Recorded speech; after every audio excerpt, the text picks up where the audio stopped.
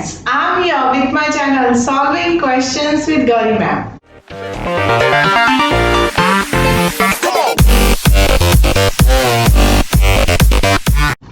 Here we solve questions from various MSc entrance examinations.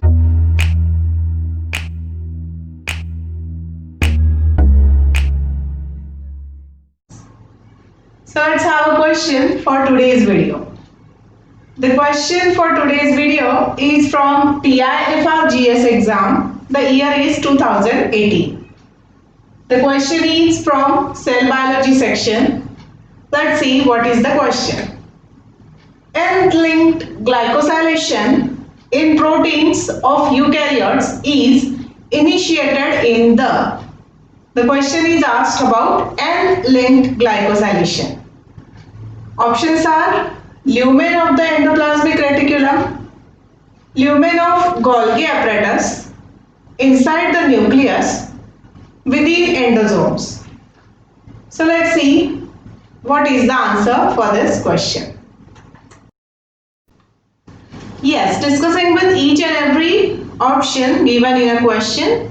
So starting with the first option, the option is lumen of the endoplasmic reticulum. So when we say end-linked glycosylation, first try to understand that it is the addition of sugar molecule on the end, that is the nitrogen which is present on the in a protein. So this nitrogen is from, basically it is taken from the asparagine residue, and to the asparagine amino acid this glucose are added.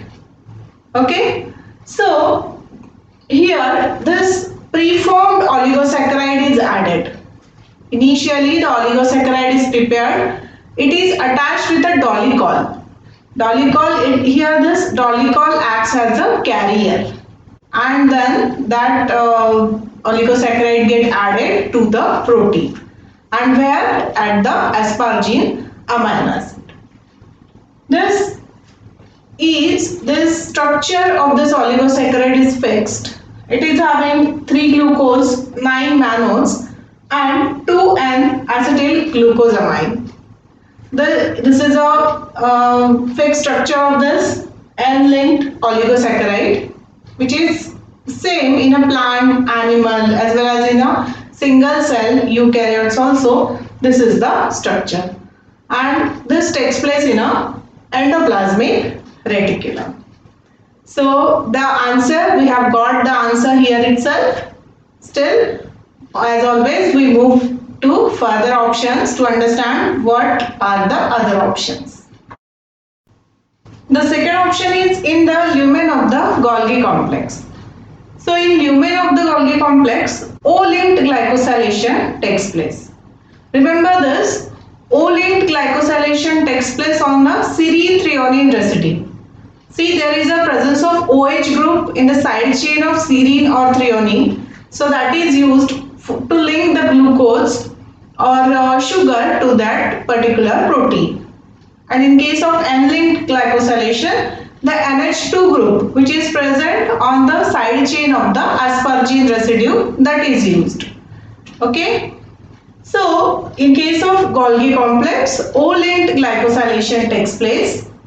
The another difference is O-linked glycosylation is a sequential addition of sugar, whereas just now we have seen that in case of N-linked glycosylation, the preformed oligosaccharide is added, right? So this is again another difference. Here the enzyme glycosyl transferase is used for the addition of sugar. The third option C is present, that is inside the nucleus. So here nucleus is a very important organelle in a cell which contains the genetic material. DNA is present in a nucleus, and in the nucleus there is a process of transcription takes place. mRNA is formed in the nucleus, and it is further moved out of the nucleus in the cytoplasm for translation, for the protein synthesis. Then another in the nucleus there is the presence of nucleolus. This is a organelle without membrane. Okay, this is just an organization we can say, and it is present inside the nucleus where the synthesis of rRNA is taking place. Synthesis as well as assembly of ribosome, this takes place in a nucleolus. Hence, this nucleus doesn't have any relation for the N-linked glycosylation of the protein, which is asked in a question. Yes, the last option is within endosomes. So, what are these endosomes? These are a single membrane bound organelles which are formed during the endocytic pathway, and these are used for the protein or lipid trafficking. Okay, the endosome can be of early endosome and late endosome. The difference is between the pH. The late endosome are having a more acidic pH as compared to early endosome. Also, the late endosomes are having acid hydrolases in it. Okay, so these are the some key differences. These are used for protein trafficking from plasma membrane to Golgi to trans-Golgi network to vacuole to lysosome. So these are basically for the trafficking of protein, and there is no role of endosome in a N-linked glycosylation. So the answer for the question becomes lumen of the endoplasmic reticulum. N-linked glycosylation takes place in a lumen of the endoplasmic reticulum. Option A is the correct answer for this question. It's time to have a question for my next video. The question is again from TIFR GS 2018 paper. See what is the question. Which of the following mRNA molecules would form the most stable stem loop structure?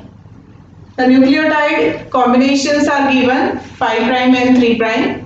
We need to find out which will form the stable stem loop structure. We'll solve this question in my next video. Till then, don't forget to like, share and subscribe my channel, and also to hit the bell icon. Thanks for watching.